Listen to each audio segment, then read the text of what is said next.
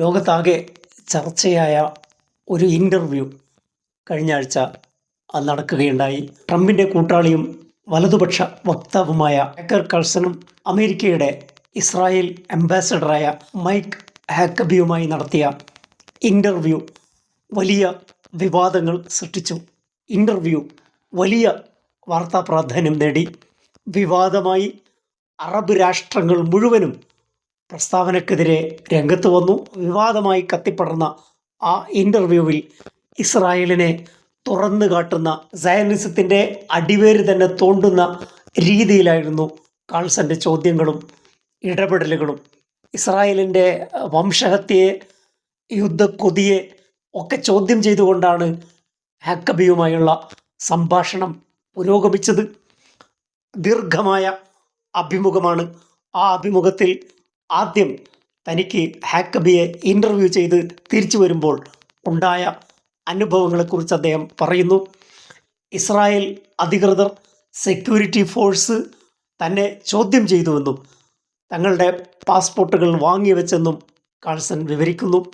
ഇസ്രായേലിൻ്റെ വംശഹത്യയെയും നരഹത്യയെയും വിമർശിക്കുന്ന ഒരു വലതുപക്ഷ ക്രിസ്ത്യാനിക്ക് ഉണ്ടായ അനുഭവമാണ് കാൾസൺ വിവരിക്കുന്നത്. ഹാക്കബിയോട് അദ്ദേഹം ചോദിക്കുന്ന ഒന്നാമത്തെ ചോദ്യം, ഇസ്രായേലിന് വേണ്ടി ചാരപ്രവൃത്തി നടത്തിയ കുപ്രസിദ്ധനായ ജൊനാഥൻ പൊളാർഡുമായി അംബാസഡർ കൂടിക്കാഴ്ച നടത്തിയിരുന്നു. രഹസ്യ മീറ്റിംഗ് നടന്നു എന്ന് ന്യൂയോർക്ക് ടൈംസിൽ വാർത്ത വന്നിരുന്നു. അമേരിക്കൻ പൗരനായ ഇസ്രായേലിന് വേണ്ടി ചാരപ്രവൃത്തി നടത്തിയ ഒരാളെ എങ്ങനെയാണ് അംബാസഡർ കാണുക? ഇതായിരുന്നു കാൾസന്റെ ഒന്നാമത്തെ ചോദ്യം. ഹാക്കബി ആ വിഷയത്തിൽ നോർമലൈസ് ചെയ്തുകൊണ്ടാണ് പറയുന്നത്. കാൾസന്റെ ചോദ്യം വളരെ പ്രസക്തമാണ്. റഷ്യക്ക് വേണ്ടിയോ ഇറാന് വേണ്ടിയോ ചാരപ്രവൃത്തി നടത്തിയ ഒരാൾക്ക് ഈ സ്വീകാര്യത ലഭിക്കുമോ? രാജ്യദ്രോഹ കുറ്റം ചെയ്ത, രാജ്യത്തിൻ്റെ രഹസ്യങ്ങൾ ഇസ്രായേലിന് ഒറ്റുകൊടുത്ത ഒരാളെ എംബസിയിൽ സ്വീകരിച്ച ഹാക്കബിയുടെ നിലപാടിനെയാണ് അദ്ദേഹം ചോദ്യം ചെയ്യുന്നത്. ചോദ്യങ്ങൾക്ക് മുമ്പിൽ ഹാക്കബി പരുങ്ങുന്നുണ്ട്. അദ്ദേഹത്തിന് കൃത്യമായ ഉത്തരം പറയാൻ സാധിക്കുന്നില്ല. അമേരിക്കയിലെ ക്രിമിനലുകൾ, ലൈംഗിക കുറ്റവാളികൾ, ബാലപീഡകർ, ഇവരുടെയൊക്കെ സ്വർഗരാജ്യമാണ് ഇസ്രായേൽ. കുറ്റകൃത്യം ചെയ്തവർക്ക് ഇസ്രായേൽ സംരക്ഷണം നൽകുന്നു. അവരുടെ സ്വർഗതുല്യമായ സ്ഥലമായി ഇസ്രായേൽ മാറുന്നു. എന്തുകൊണ്ട് അംബാസഡർ എന്ന നിലയിൽ ഇത്തരം കുറ്റവാളികളെ നിയമത്തിൻ്റെ മുന്നിലെത്തിക്കാൻ, അമേരിക്കയിലേക്ക് തിരിച്ചയക്കാൻ ഹാക്കബി എന്തുകൊണ്ട് ഇടപെടുന്നില്ല എന്നാണ് അദ്ദേഹത്തിൻ്റെ രണ്ടാമത്തെ ചോദ്യം. നിരവധി ആളുകളുടെ ഉദാഹരണങ്ങൾ പറയുന്നു. അത്തരം ആളുകളെ എന്തുകൊണ്ട് അമേരിക്കയിലേക്ക് തിരിച്ചയക്കാൻ ഹാക്കബി ഇടപെടുന്നില്ല? ഹാക്കബി ശരിയായ രൂപത്തിൽ പണി ചെയ്യുന്നത് അമേരിക്കയ്ക്ക് വേണ്ടിയല്ല, ഇസ്രായേലിന് വേണ്ടിയാണ്. ഇതാണ് അദ്ദേഹത്തിൻ്റെ ആരോപണത്തിൻ്റെ രത്നച്ചുരുക്കം. എപ്സ്റ്റീൻ മൊസാദ് ഏജൻ്റാണെന്ന് വിശ്വസിക്കുന്ന ആളാണ് കാൾസൺ. അപ്പോൾ കാൾസന്റെ ഈ പ്രസ്താവനയെ ഹാക്കബി തിരുത്തിയിരുന്നു. അത് തെറ്റാണെന്ന് പറഞ്ഞു. ഇസ്രായേലിന് ഒന്നും മറച്ചു വെക്കാനില്ലെങ്കിൽ എന്തുകൊണ്ടാണ് അത്തരം ഡോക്യുമെൻ്റുകൾ പബ്ലിഷ് ചെയ്യാൻ വേണ്ടി ഹാക്കബി ഇടപെടാത്തത്? എന്തുകൊണ്ട് ഇസ്രായേൽ ഇതിൽ ഇടപെടുന്നില്ല? ഇതാണ് കാൾസന്റെ ചോദ്യം. കാൾസന്റെ ഇൻ്റർവ്യൂവിൽ ഹാക്കബിയെ മുട്ടുകുത്തിക്കുന്ന പ്രസക്തമായ ഒരു ചോദ്യം ഇതാണ്. ഇസ്രായേലിൻ്റെ എക്സിസ്റ്റൻസുമായി ബന്ധപ്പെട്ട ചോദ്യമാണ്. ഇസ്രായേലിൻ്റെ നിലനിൽപ്പുമായി ബന്ധപ്പെട്ട ചോദ്യമാണ്. ബിബ്ലിക്കൽ ആസ്പെക്റ്റിൽ, ബൈബിളിൻ്റെ പരിപ്രേക്ഷ്യത്തിൽ ഇസ്രായേലിന് നിലനിൽക്കാൻ അവകാശമുണ്ടെന്ന റൈറ്റ് ടു എക്സിസ്റ്റ്, ജൂത രാജ്യം സ്ഥാപിച്ച ശേഷം ഇസ്രായേൽ എല്ലാ കാലത്തും ഉയർത്തിപ്പിടിക്കുന്ന റൈറ്റ് ടു എക്സിസ്റ്റ്, അവർക്ക് നിലനിൽക്കാനുള്ള അവകാശമുണ്ട്.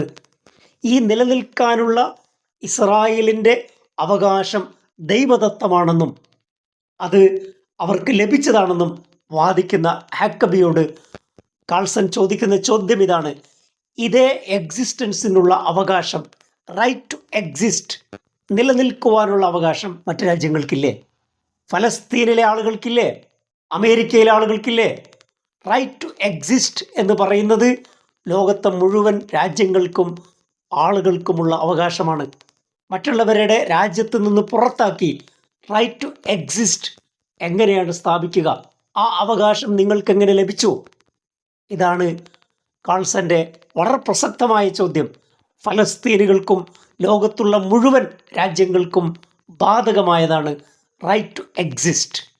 റൈറ്റ് ടു എക്സിസ്റ്റ് എന്ന ടേം ഉപയോഗിച്ചുകൊണ്ട് ഒരു ഭൂമിക്ക് അവകാശമുണ്ടെന്നും ആ ഭൂമിയിലെ യഥാർത്ഥ അവകാശികളെ ഡിസ്പ്ലേസ്മെന്റ് ചെയ്യുകയും ചെയ്യുന്നത് അന്യായമാണെന്ന് കാൾസൺ പറയുന്നു. ഇത്തരം പ്രസക്തമായ ചോദ്യങ്ങൾക്ക് വ്യക്തമായ ഉത്തരം നൽകാൻ ഹാക്കബിക്ക് സാധിക്കുന്നില്ല. എങ്ങനെയാണ് ഇസ്രായേൽ എന്ന രാജ്യം സ്ഥാപിക്കുക? ആ രാജ്യത്തിന് മാത്രമാണോ എക്സിസ്റ്റൻസിനുള്ള അവകാശം? അവിടെ ഉണ്ടായിരുന്ന ഫലസ്തീനികൾക്ക് ഈ റൈറ്റ് ഇല്ലേ? അവരെയൊക്കെ പുറത്താക്കിക്കൊണ്ടാണോ ഒരു രാജ്യം സ്ഥാപിക്കേണ്ടത്? വാഗ്ദത്ത ഭൂമി എന്ന് പറഞ്ഞുകൊണ്ട് ദൈവദത്തമായ അവകാശമുണ്ടെന്ന് വാദിച്ചുകൊണ്ട് ആധുനികമായ ഒരു രാജ്യം ഉണ്ടാക്കാൻ സാധിക്കില്ല. ഇതാണ് കാൾസൺ പറയുന്ന പ്രധാനപ്പെട്ട പോയിന്റ്. ഇങ്ങനെ ദൈവം വാഗ്ദാനം നൽകിയ ഭൂമിയാണെന്ന് അവകാശപ്പെട്ടുകൊണ്ട് പ്രത്യേകമായ ഒരു സ്ഥലത്ത് ആധുനികമായ ഒരു സെക്കുലർ ഗവൺമെൻറ്റും സെക്കുലർ രാജ്യവും രൂപീകരിക്കാൻ സാധിക്കില്ല. അത് ഒരു ബിബ്ലിക്കൽ വിശ്വാസമാണ്.